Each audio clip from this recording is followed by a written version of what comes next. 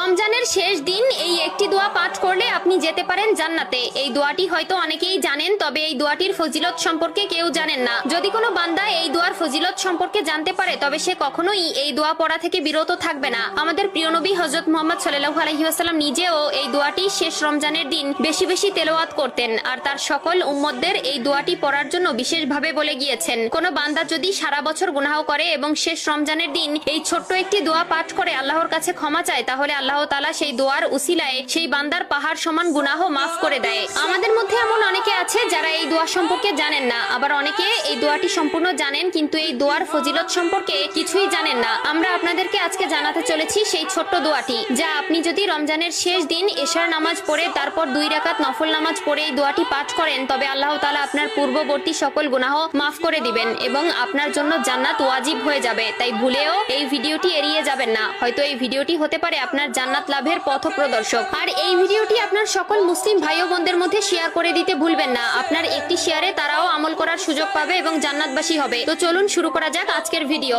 আমরা তো জান্নাতে যাওয়ার জন্য কত কিছুই না করে থাকি, 5 ওয়াক্ত নামাজ আদায় করা, সামর্থ্য থাকলে হজ করা, দান সদকা করা, আরো অনেক কিছু। তবে এসবের পাশাপাশি কোনো বান্দা যদি এই ছোট্ট দোয়াটি রমজান মাসে রমজানের শেষ দিন এশার নামাজ পড়ে পাঠ করে তবে তার জন্য জান্নাত ওয়াজিব হয়ে যাবে। আমাদের প্রিয় নবী হযরত মুহাম্মদ সাল্লাল্লাহু আলাইহি ওয়াসাল্লাম নিজে প্রত্যেক রমজানের শেষ দিন এই দোয়াটি কয়েকশো বার পাঠ করতেন। দোয়াটিকে অনেকে সাইয়্যিদুল ইস্তিগফার নামে বেশি চিনেন। দোয়াটি হলো আল্লাহুম্মা আনতা রব্বি লা ইলাহা ইল্লা আনতা খলাকতানি ওয়া আনা আবদুক ওয়া আনা আলা আহদিকা ওয়া ওয়াদিকা মাস্তাতু আউযু বিকা মিন শাররি মা শনাতু আবু লাকা বিনিমাতিকা আলাইয়া ওয়া আবু বিদানবি ফাগফিরলি ফা ইন্নাহু লা ইয়াগফিরুজ জুনুবা ইল্লা আনতা। প্রিয় নবী হযরত মুহাম্মদ সাল্লাল্লাহু আলাইহি ওয়াসাল্লাম বলেছেন, কোন বান্দা যদি এই দোয়াটি পাঠ করার পরে মৃত্যুবরণ করে তবে তার জন্য জাহান্নাম হারাম হয়ে যাবে এবং সে সরাসরি জান্নাতে প্রবেশ করবে। আর যদি কোনো বান্দা এই দোয়াটির অর্থ জানতে পারে তবে তার চোখ দিয়ে অনবরত পানি পড়তে থাকবে, কেননা এই দোয়ার অর্থ এতটাই সুন্দর যে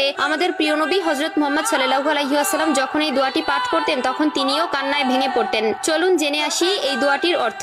হে আল্লাহ, আপনি আমার প্রতিপালক, আপনি ব্যতীত কোনো মাবুদ নাই। আপনি আমাকে সৃষ্টি করেছেন এবং আমি আপনার বান্দা। আমি যথাসাধ্য আপনার প্রতিশ্রুতি ও অঙ্গীকারের উপর আছি।